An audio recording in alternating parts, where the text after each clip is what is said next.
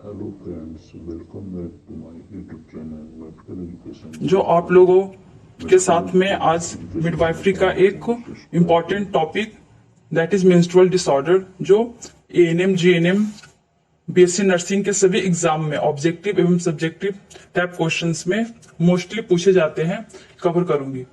तो स्टार्ट करते हैं टॉपिक। तो मेंस्ट्रुअल डिसऑर्डर क्या है? तो एक वुमेन्स मेंस्ट्रुअल साइकिल में अगर अल्ट्रेशन या इरेगुलरिटीज आ जाए तो उसे हम लोग मेंस्ट्रुअल डिसऑर्डर कहेंगे।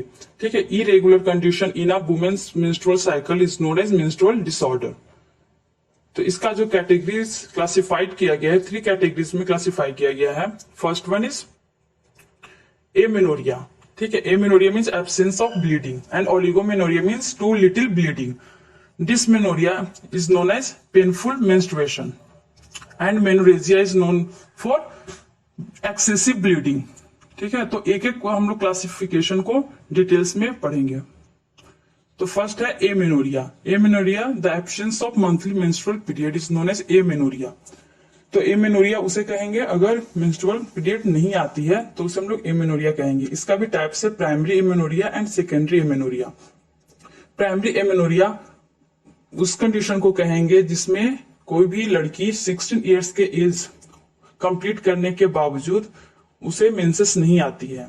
तो यहाँ पे एक चीज और है कि उसका जो ग्रोथ एंड डेवलपमेंट होगा वो हो सकता है कि नॉर्मल हो। ठीक है, और सेकेंडरी सेक्सुअल कैरेक्टरिस्टिक में नॉर्मल हो। ठीक है, तो नेक्स्ट है सेकेंडरी एमेनोरिया। तो सेकेंडरी एमेनोरिया जो है उसमें क्या होता है कि मेनार्क आने के बाद में, मतलब कि फर्स्ट ब्लीडिंग होने के बाद में उसका मेंसेस नहीं आती है। ठीक है, तो वो होता है सेकेंडरी एमेनोरिया। इसका एग्जांपल है pregnancy and during breast feeding condition में ये जो एमेनोरिया होता है वो मतलब कि नहीं आता है। ठीक है, इसमें मेंसेस नहीं आती है, फर्स्ट ब्लीडिंग आती है लेकिन उसके बाद में मेंसेस नहीं आती है। तो नेक्स्ट हम लोग देखेंगे इसका कॉजेस क्या होता है इसका। तो पहला है डिले ऑफ प्यूबर्टी। तो डिले ऑफ प्यूबर्टी मीन्स इसका ये होगा कि प्यूबर्टी जो भी सेकेंडरी सेक्सुअल कैरेक्टरिस्टिक्स है, जैसे कि ग्रोथ, ब्रेस्ट डेवलपमेंट, ठीक है, प्यूबिक हेयर का डेवलपमेंट, वो सब अगर नॉर्मल हो, उसमें अगर नॉर्मल जो एज होता है वो होता है 14 ईयर्स। ठीक है, 11 टू 14 ईयर्स। अब इसका थोड़ा सा लो एज हो गया है। ठीक है, प्यूबर्टी का पहले 14 टू 18 ईयर्स कहा जाता था। ठीक है, लेकिन अब 11 ईयर्स से प्यूबर्टी जो है एज आ जाती है। तो अगर इसमें डिले होती है प्यूबर्टी में तो ये कॉज कर सकती है आपका एमेनोरिया और ओलिगोमेनोरिया को। नेक्स्ट है हाइपोथैलेमिक डिसफंक्शन। तो अगर हाइपोथैलेमस जो ग्लैंड है उसमें अगर किसी टाइप का एबनॉर्मलिटीज आ जाती है, वो डिसफंक्शनिंग हो जाता है। In the case of stress and chronic illness ये मोस्ट कॉमनली देखा जाता है। ठीक है, नेक्स्ट इसका जो है कॉज वो है पिट्यूटरी फेलियर। ठीक है, अगर पिट्यूटरी ग्लैंड जो होता है वो अगर सही से काम ना करे तो। नेक्स्ट है गोनाडल फेलियर। गोनाड्स जो भी, ओवरीज जो भी, टेस्टिस है, वो अगर फेलियर इन क्या होगा फंक्शनिंग अगर हो जाते हैं तो भी कॉज कर सकते हैं। नेक्स्ट है गोनाडोट्रोपिन डिफिशियंसी।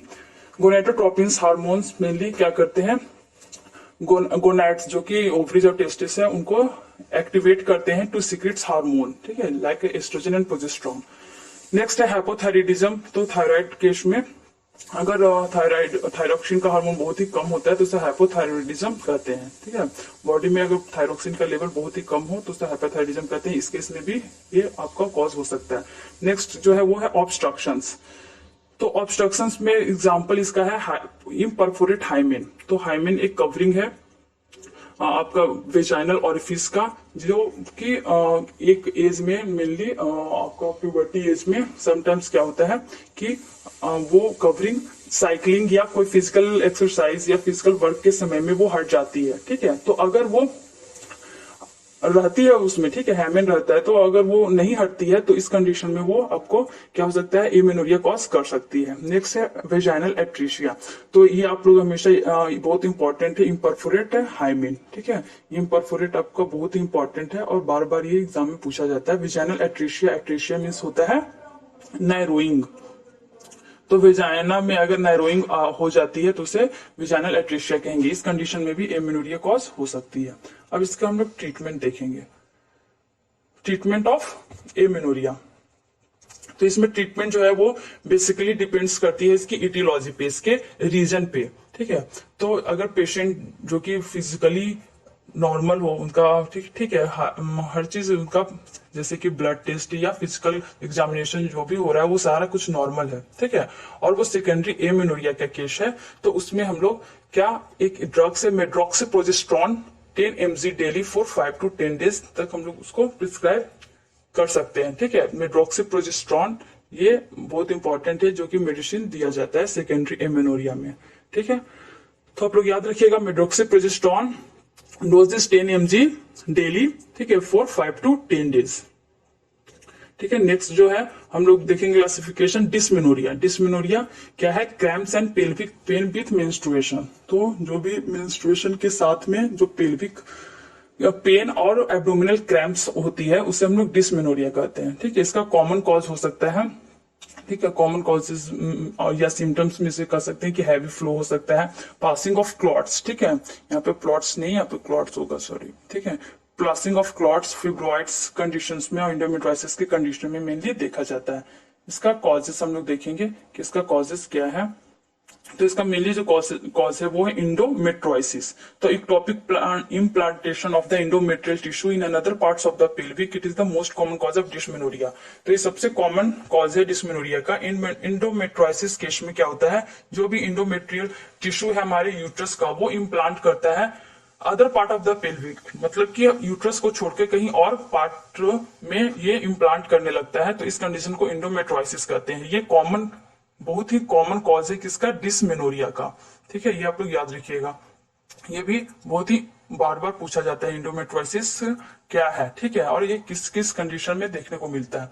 नेक्स्ट है आपका इसका कॉज में यूट्राइन फिब्रॉइड। यूट्राइन फिब्रॉइड का non cancerous cells of the uterus है जो कि चाइल्ड बियरिंग एज में होता है। इसमें यूट्रस के अंदर में क्या होता है, सेलुलर ग्रोथ होने लगता है, ठीक है, जो कि नॉन कैंसरस होता है। नेक्स्ट इसका जो कॉज है वो है सर्वाइकल स्टेनोसिस।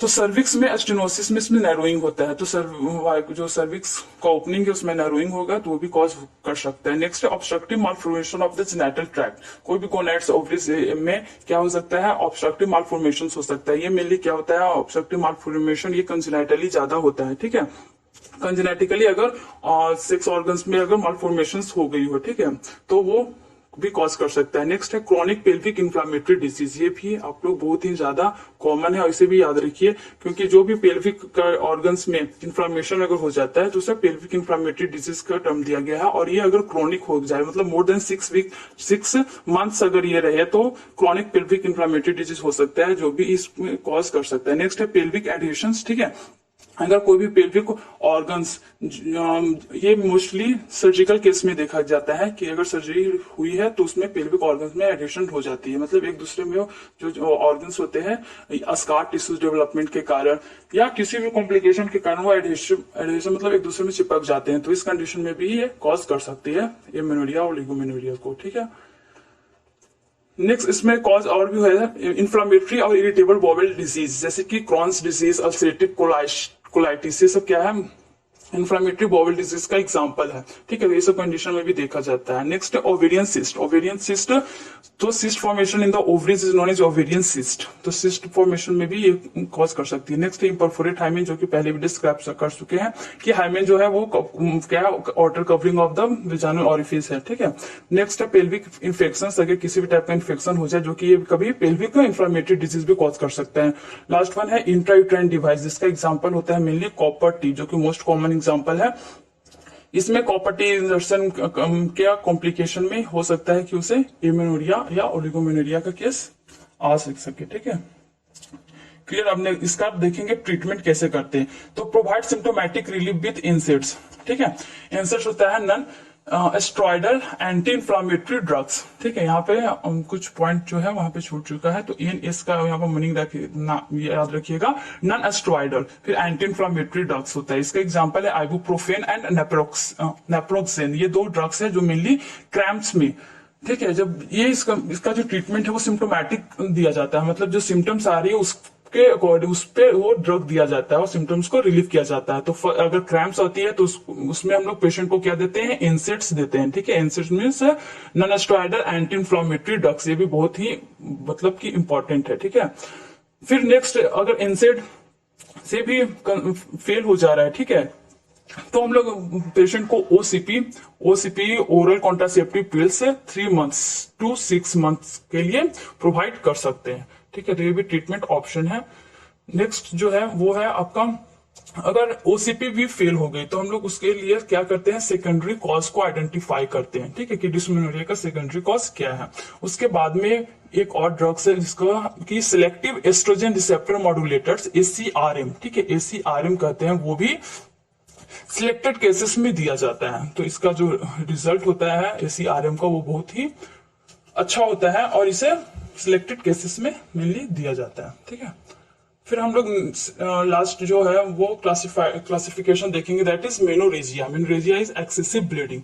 तो इसका डेफिनेशन है heavy and prolong vaginal bleeding with menstrual cycle is known as menorrhagia. ठीक है, तो जब भी ब्लीडिंग बहुत ही ज्यादा आए, हैवी आए, तो उसे हम लोग कहेंगे मेनोरेजिया। तो इसका कॉजेज क्या है ये देखेंगे। तो इसका कॉजेज फर्स्ट वन है वो है involutory dysfunctional uterine bleeding, that is DUB।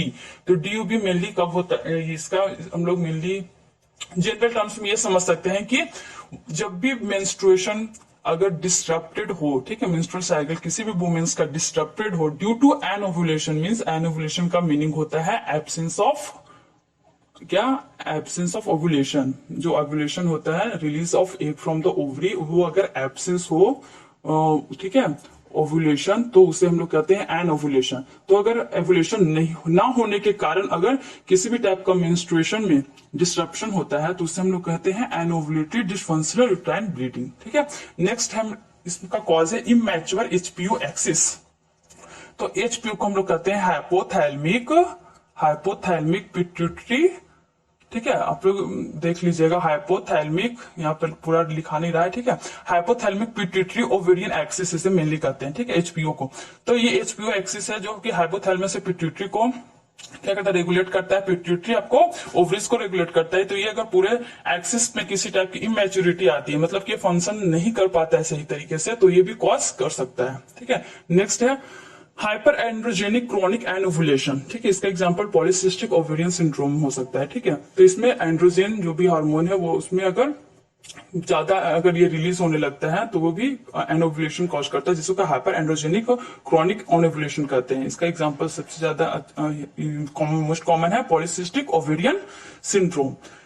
ठीक है, नेक्स्ट इसका हम लोग कॉज देखेंगे एड्रिनल हाइपरप्लेशिया। तो एड्रिनल ग्लैंड्स में अगर उसका साइज अगर इंक्रीज कर जाता है सेल का, ठीक है, नंबर इंक्रीज कर जाता है, मेनली हाइपरप्लेशिया में नंबर सेल इंक्रीज करता है। ठीक है, तो वो अगर ग्लैंड्स भी ज्यादा इंक्रीज कर जाता है साइज में तो वो भी कॉज कर सकता है। Next pregnancy related complications. तो कुछ केस में जैसे कि मेनली है PPH इसमें। ठीक है, एग्जांपल PPH पोस्टपार्टम हेमरेज में क्या होता है, कभी कभी एक्सेसिव ब्लीडिंग होने लगती है, तो वो भी क्या कॉज कर रहा है, आपका मेनोरेजिया कॉज कर रहा है। नेक्स्ट है सेक्सुअली ट्रांसमिटेड डिजीज। एग्जांपल इसका है सिफिलिस, गोनोरिया। ठीक है, सिफिलिस, गोनोरिया, ये सब केस में क्या होता है, भी मेनोरेजिया जो देखा जाता है। क्रॉनिक इलनेस, इसमें क्रॉनिक इलनेस में आपका हो सकता है कोई भी systematic chronic disease like diabetes, ठीक है, हाई BP, थायराइड, ये सब केस में भी ये देखने को मिल सकता है। ठीक है, फिर है ब्लड डिस्क्रिएसिस। ब्लड डिस्क्रिएसिस वो कंडीशन है बॉडी का जिसमें कि बॉडी फ्लूइड ठीक है, body fluid that is blood, ठीक है, ब्लड और आपका फ्लेग्म और आपका इसमें आपका बाइल भी हो सकता है। ठीक है, बाइल, और ये जो भी कंडीशन है ब्लड डिस्क्रिएसिस में, ये मेनली इसमें ये कंडीशन में ब्लड में, फ्लेग्म में और बाइल में। ठीक है, ये चार जो है आपका ब्लड, बाइल, लिम्फ और फ्लेग्म, ठीक है, ये जो है इम्बैलेंस हो जाता है हमारी बॉडी में, तो इसे ब्लड डिस्क्रिएसिस कहते हैं। तो इस कंडीशन में भी इम्यूनोरेजिया जो आपको कॉज कर सकता है। ठीक है, क्लियर। फिर इसमें अदर जो है वो आपका ट्रॉमा आता है, अगर किसी भी टाइप का पेल्विक ऑर्गन में ट्रॉमा हो जाए, ठीक है, ट्रोमेटिक हो जाए, तो वहां से भी मेनोरेजिया हो सकता है, मतलब ब्लीडिंग हो सकती है। फिर ड्रग्स, अगर साइड इफेक्ट्स ड्रग्स का है या ओवरडोज हो गए ड्रग्स, तो उस कंडीशन में भी ये कंडीशन देखने को मिलता है, ठीक है। अदर्स में अदर और भी है इंडोक्राइन डिसऑर्डर्स, कुछ इंडोक्राइन डिसऑर्डर्स, ठीक है, जैसे कि एक्सेसिव किसी भी हार्मोन का सिक्रीशन हो जाता है, ठीक है, एस्ट्रोजन का ही अगर ज्यादा हो जाए, ठीक है, तो उस कंडीशन में हो सकता है। लास्ट वन है न्यूप्लाज्म। तो न्यूप्लाज्म मेनली ट्यूमर से रिलेटेड होता है। तो ट्यूमर क्या होता है, वो एक new growth of abnormal tissues होता है, जो कि अनकंट्रोल्ड उसका ग्रोथ होने लगता है हमारे बॉडी में, अनकंट्रोल्ड ग्रोथ ऑफ न्यू, ठीक है, एबनॉर्मल टिश्यूज को हम लोग ट्यूमर कहते हैं, ठीक है। तो ये ट्यूमर आपका, इसका एग्जांपल ब्रेस्ट कैंसर है न्यूप्लाज्म में, जो कि ज्यादा वुमेन्स में मोस्ट कॉमन है, ठीक है। तो इस कंडीशन में भी ये आपको मेनोरेजिया हो सकता है। अब इसका हम लोग ट्रीटमेंट देखेंगे कि मेनोरेजिया का क्या ट्रीटमेंट है। Most cases of menorrhagic fall under category of DUB. तो जितने भी मेनोरेजिक पेशेंट्स है उसको हम लोग डीयूबी के कंडीशन में, मतलब डिसफंक्शनल यूट्राइन ब्लीडिंग के कंडीशन में की कैटेगरी में रखेंगे, ठीक है। तो अगर किसी भी पेशेंट को माइल्ड डीयूबी है, ठीक है, माइल्ड मीन्स बहुत ही कम, ठीक है, डीयूबी है, तो उसे हम लोग रीएश्योरेंस और ऑब्जर्वेशन में रखेंगे। रीएश्योरेंस मीन्स उसको हम लोग तरह से सपोर्ट करेंगे कि जो भी आपका कंडीशन के बारे में उसे प्रॉपर क्या क्या एक्सप्लेन करेंगे कि ये कंडीशन में अभी कम है, तो हम लोग ये डीयूबी जो कंडीशन के बारे में उसे कंप्लीटली क्या एजुकेट करेंगे, और उसको ऑब्जर्व रखेंगे कि कितना अमाउंट उसका, मतलब कि ब्लीडिंग कितना ज्यादा आ रही है, ठीक है, ताकि और उसका किसी भी टाइप का कोई और भी कॉम्प्लिकेशंस तो नहीं है, ठीक है। तो इस पे मैंने माइल्ड डीयूबी है उसको रीएश्योरेंस एंड ऑब्जर्वेशन पे रखा जाता है, ठीक है। नेक्स्ट है इसमें ऑप्शन आपका है, ट्रीटमेंट ऑप्शन वो है कि पेशेंट को एक मेंस्ट्रुअल कैलेंडर को ये इंस्ट्रक्ट करेंगे, ठीक है। मेंस्ट्रुअल कैलेंडर में मेनली क्या होता है कि मेंसेस का डेट को क्या मतलब लिखा जाता है, ठीक है। उसमें ये पता चलेगा कि मेंस्ट्रुएशन का, दो मेंस्ट्रुएशन के पीरियड कितना गैपिंग है, या कितने कम समय में ये हो रहा है, कितना साइकिल इसका कंप्लीट हर मंथ अगर मेंस्ट्रुअल कैलेंडर को अगर किया जाए, ठीक है, तो उससे बहुत सारी चीजें पता लगाई जा सकती है। नेक्स्ट है वो है आपका consider iron supplementation and anti prostaglandin medications during bleeding episodes. तो आयरन सप्लीमेंट करना जरूरी हो जाता है क्योंकि ब्लीडिंग ज्यादा हो रही है बॉडी में, और एंटी प्रोस्टाग्लैंडिन मेडिकेशंस दिया जाता है ब्लीडिंग को रोकने के लिए, ठीक है। तो ब्लीडिंग रोकने के लिए क्या है, एंटी प्रोस्टाग्लैंडिन दिया जाता है, ये इंपॉर्टेंट है, इसे भी आप लोग याद रखिएगा कि ब्लीडिंग रोकने के लिए कौन सा मेडिसिन यूज किया जाता है, तो एंटी प्रोस्टाग्लैंडिन, ठीक है। नेक्स्ट इसका ऑप्शन है फॉर पेशेंट विथ मॉडरेट डीयूबी, ठीक है। अगर मॉडरेट डीयूबी का केस है तो उस कंडीशन में पेशेंट को OCP, oral contraceptive pills provide किया जाता है, that is for monophasic 35 micrograms, ठीक है। उसका जो डोज है वो 35 माइक्रोग्राम्स है, जो दिन में एक बार दिया जाता है, फिर उसके डोज को धीरे धीरे कम कर दिया जाता है, ओके। फिर नेक्स्ट जो है इसमें और भी ट्रीटमेंट ऑप्शन है, उसमें है ओसीपी, जो कि 6 मंथ के लिए कंटिन्यू किया जा सकता है। फिर नेक्स्ट है मेड्रॉक्सीप्रोजेस्टेरोन, उसे भी ड्रग्स उसको भी दिया जा सकता है, इसे भी यूज किया जा सकता है मेड्रॉक्सीप्रोजेस्टेरोन को, जिससे कि एमेनोरिया के केस में भी हम लोग देखे थे कि ये भी प्रोवाइड उस कंडीशन में भी प्रोवाइड किया जाता है, ठीक है। तो ये इसे आप लोग याद रखिएगा। तो इसका मेनली ट्रीटमेंट ऑप्शन बहुत सा है एमेनोरिया का। तो इसमें जो लास्ट है वो है आपका कि इसमें आयरन और फोलिक एसिड सप्लीमेंट्स मस्ट है, ठीक, क्योंकि बॉडी में क्या हो सकता है, एक्सेसिव ब्लीडिंग के कारण क्या हो सकता है, हेमोग्लोबिन बहुत कम हो सकता है बॉडी में, हेमोग्लोबिन कम जाएगा तो क्या होगा, एनीमिया का केस भी हो सकता है। तो इसलिए इसमें फोलिक एसिड और आयरन का सप्लीमेंट्स देना जरूरी होता है, ठीक है। तो वीडियो अगर